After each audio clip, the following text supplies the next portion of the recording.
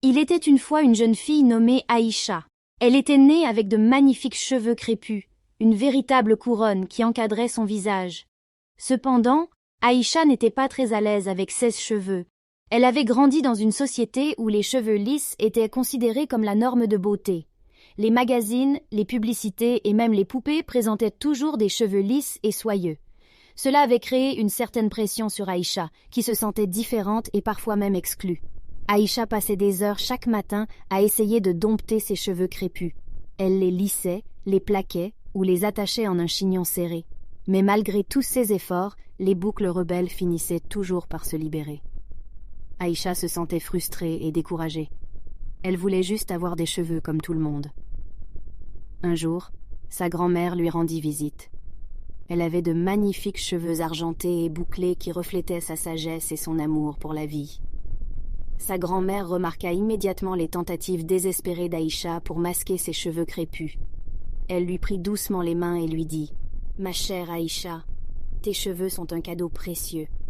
Ils racontent l'histoire de ton héritage, de ta culture et de ta beauté naturelle. Laisse-les s'exprimer librement et embrasse-les comme une partie de toi-même. » Les paroles de sa grand-mère résonnèrent dans le cœur d'Aïcha. Elles lui firent réaliser qu'il était temps d'accepter et d'aimer ses cheveux crépus.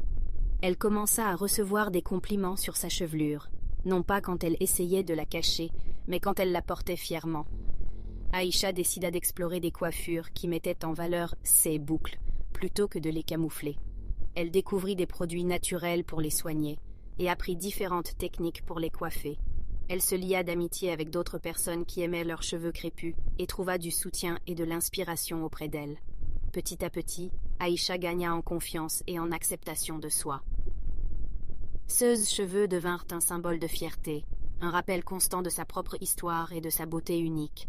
Elle commença même à partager ses connaissances et son expérience avec d'autres jeunes filles qui luttaient avec leurs cheveux crépus.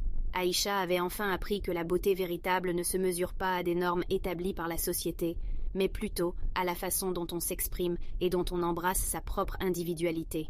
Ses boucles crépues étaient devenues une source de confiance en soi et de célébration de sa diversité.